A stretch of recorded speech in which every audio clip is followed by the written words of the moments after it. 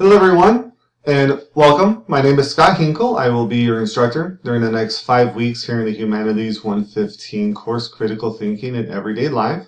First of all, I want to welcome you guys to class, but also wanted to thank you for this opportunity to be your instructor during this short time that we'll be together, and to talk about the interesting topics of critical thinking.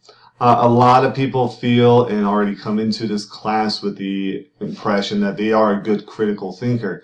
And they'll quickly find out that they have some of the skills of a critical thinker, but they don't have all the skills. And basically what this course will do will help you learn those skills to become an effective critical thinker, as well as how to use those skills, not just in your everyday life, such as the course is titled, but in everything, your classwork, your home life, your business, your work, everything that you do. So we're going to be talking a lot of things about how to become a more effective critical thinker in everything that you do. So hopefully that you'll enjoy this time that we're together, that you'll learn some things that you may have not previously known, which is of course the hope of a class like this.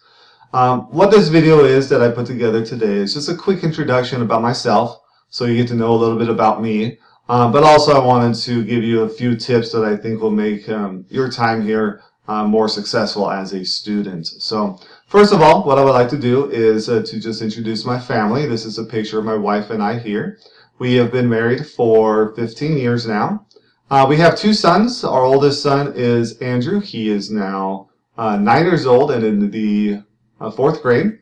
Our youngest is Daniel. He is 3 and just full of life, just a wild, crazy, fun kid to hang out with. A little bit about myself. I am originally from California, born and raised here. And since I've been married, I've lived some time in Utah and Idaho as well. Very cold part of Idaho up here in the eastern area. It is cold, snowy, windy, but an absolutely beautiful area to live. Yellowstone was not too far. Jackson Hole. The Tetons, all of that is just a beautiful, beautiful area of the country. But again, cold and snowy. Most of my married life, I've been living in Arizona since 2003. Love Arizona. It is hot, but there's just so much to do here. It's a beautiful state. Grand Canyon is amazing. There's beautiful mountains, and everything about Arizona is great as long as you can get over the heat factor about it. My education is kind of spread out a little bit. I got a bachelor's degree in history from California State University, Stanislaus, a small school in the middle of the state. Most people have never heard of it. Also got my master's degree in management from University of Phoenix.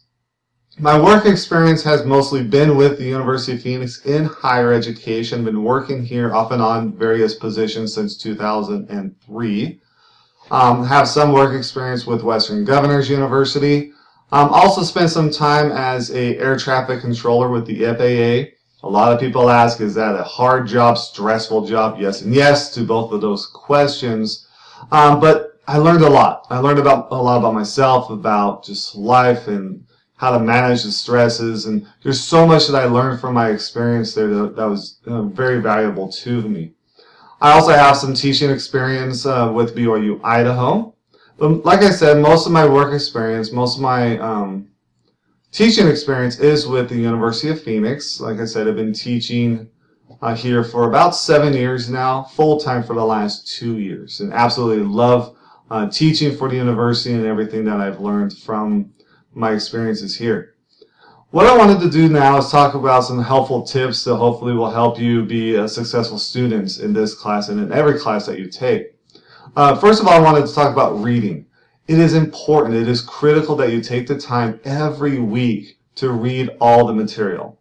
You need to read the syllabus. You need to read the textbook. You need to read all of the learning activities, both required and recommended. Take the time to read. Another thing that it's important with the reading part is get started early in the week. Don't put things off until the weekend. Too often I see students who put off the reading and their assignments until the weekend. They tend to scramble and they tend to try to work faster to get stuff done, and the quality of their work is just not there. And they may not turn everything in on time. They may miss something, and they lose out on a lot of points. So it is important to get started early in the week. Start on day 1, read the material, read what you need to do of the assignments, start working on your discussion questions, things like that. Next thing is the learning activities. Every week there's going to be a handful of learning activities, both recommended and required. Hopefully you go through all of them. If not, make sure you get all the required ones. Those are the important activities for that week's lesson, but everything's important. So take the time to go through them out, space them out throughout the week. Again, don't scramble in one night to try to do it all. You just can't.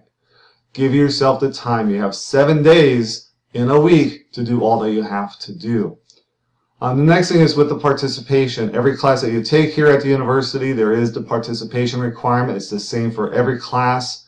So you have 7 days to do 8 substantive posts on a minimum of 3 days. So you can spread that out over the 7 days of the week. So again, it's 8 substantive posts on a minimum of 3 days of the week to get your full participation credit. Another thing is assignments. There are assignments every week that you'll be doing, various types of assignments, some written, some computer-based. Take a look at them early. Make sure you understand what it is that you're going to be asked to do so that you can, again, do the best job that you can. And finally, the one thing that I want to make sure you understand is that I am here to help out. I'm here to assist you in your educational goals that you have, help you out through this course. So definitely, please do not hesitate to ask me questions. You can get a hold of me in a variety of ways. You can contact me during my office hours. I am full-time, so I'm here basically 8 to 5, 8 to 6, depending on the day, to answer the phone. So you can call me directly. You can send me emails. I will respond to all emails, all voice messages within 24 hours. A lot of times I get to them a lot faster. So please do not hesitate to contact me if you have questions on something. I will take the time to explain things to you. Send me an email if that's the easiest thing for you. That's fine. Send me a private message if you want to do that as well. That's a great way of getting a hold of me. And lastly, I just wanted to say, good luck. Good luck in this class. Good luck in everything that you're doing. This is a great class. You're going to learn a lot about yourself when it comes to your own critical thinking skills and abilities. And you'll find ways that you'll be able to use critical thinking in everything that you do, not just in school. So again, please let me know where I can help out. I will be contacting a number of you by phone throughout this week that we're together and throughout the course. So please, if you have some time, let's talk. If not, just send me your questions through private messages or emails, and we'll do that. So again, thanks for this opportunity to be your instructor for the next 5 weeks, and hopefully we'll be in touch.